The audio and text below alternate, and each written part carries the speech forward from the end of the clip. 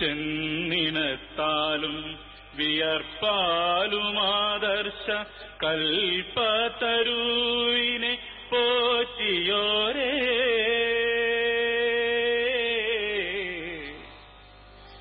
ചെന്നിനത്താലും വിയർപ്പാലുമാദർശ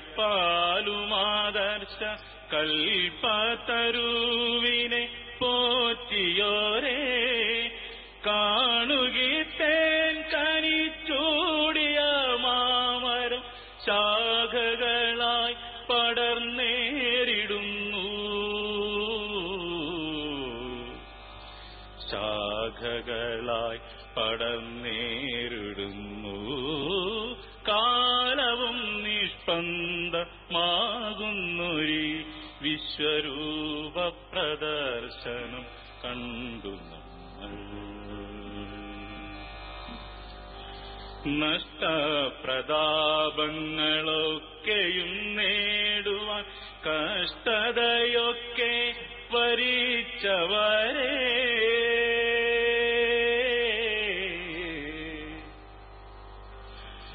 നഷ്ടപ്രതാപങ്ങളൊക്കെയും നേടുവാൻ കഷ്ടതയൊക്കെ വരിച്ചവരെ, നഷ്ടമായില്ല പ്രയത്നങ്ങളൊക്കെയും പുഷ്ടമായി സംഘസങ്കൽപ്പം,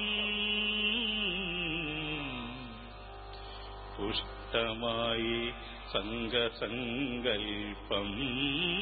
കാലവും നിഷ്പന്ദമാകുന്നൊരു വിശ്വരൂപ പ്രദർശനം കണ്ടു നമ്മൾ. രൂപപ്രഹർഷം നുകർന്നു നമ്മൾ, കാലവും നിഷ്പന്ദമാകുന്നൊരു വിശ്വരൂപ പ്രദർശനം കണ്ടു നമ്മൾ.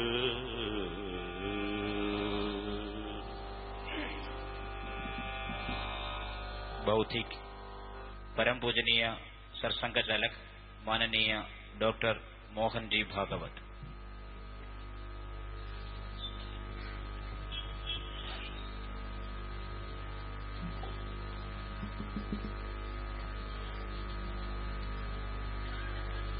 अपने देश में कोई अल्पसंख्यक नहीं वास्तव में। यूनो की दो परिभाषाएं। अल्पसंख्यक कौन होता है? जो वंश से अलग है। भारतवर्ष में किसी का वंश अलग नहीं है।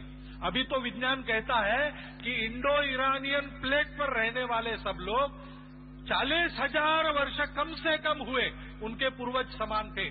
डीएनए सबका एक है, तो कोई एथनिकली अलग नहीं है। रिलीजियस और लिंग्विस्टिक माइनॉरिटी को भी 5% जनसंख्या के प्रमाण तक यूनो मान्य करता है।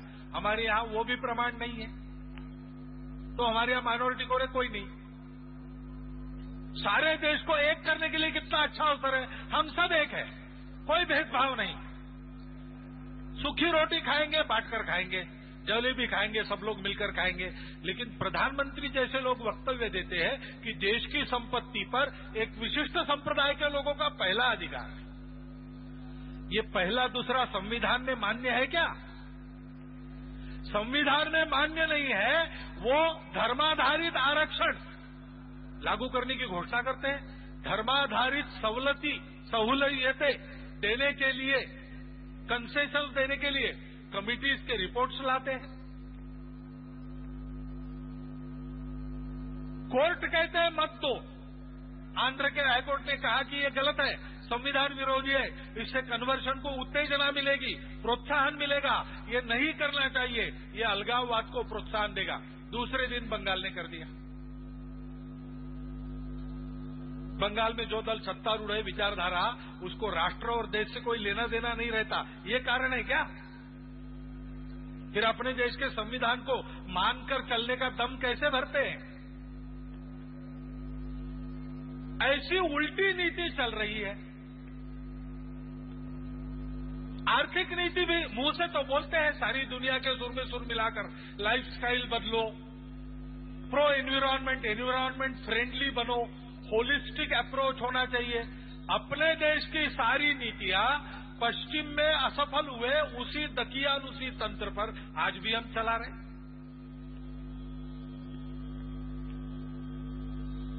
हम अगर कहते हैं कि प्रकृति के साथ चलो तो बीटी बैंगन क्यों चाहिए हमको, जेनेटिकली मैनिपुलेटेड सीड्स हमको क्यों चाहिए? हमारे देश के परंपरागत तंत्रज्ञान में जो धान की चावल की किस्में थी 7,000 किस्में पश्चिम चुरा कर ले गई है, फिर भी हमारे पास आज भी 4-4,500 किस्में बाकी है, हमारे किसान के हाथ में है। उनका उपयोग क्यों नहीं करते? स्वदेशी आधारित नीतियां क्यों नहीं बनाते? हमारे देश में जनसंख्या अधिक है तो रोजगार बढ़ाने वाली नीति लानी चाहिए। हम बेरोजगारी पैदा करने वाले यांत्रिकीकरण का पुरस्कार क्यों करते हैं? हम लोगों को भी अपने नीति को, अपने जीवन शैली को अपने आधार पर बनाना पड़ेगा। कथनी में है, करनी में नहीं है। ठोकर खा खाकर आजकल कथनी में बहुत बातें आती है, करनी में बातें आती नहीं। क्यों नहीं आती? नीतियों में इस अस्पष्टता, अदृढ़ता और अपारदर्शिता के कारण देश का जो नुकसान हो रहा है, इसका जिम्मेवार कौन है? क्या राजनीति केवल स्वार्थ के लिए होती है?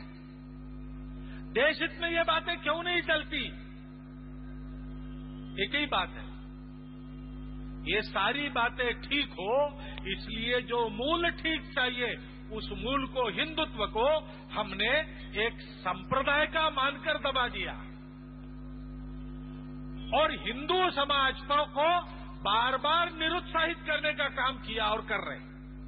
हिंदू आचार्यों पर आघात करते, हिंदू धर्म स्थानों को अपने कब्जे में लेकर उसका पैसा अधर्मियों को, विधर्मियों को देते। अगर मदरसों का मैनेजमेंट, अगर मस्जिदों का मैनेजमेंट मुसलमान करता है, ऐसा ही होना चाहिए। चर्च का मैनेजमेंट ईसाईयत करती है, ऐसा ही होना चाहिए। तो फिर हिंदू मंदिरों को धर्माचार्यों के अधीन, भक्तों के अधीन क्यों नहीं करते? अभक्तों के अधीन क्यों है? सरकार के अधीन क्यों है?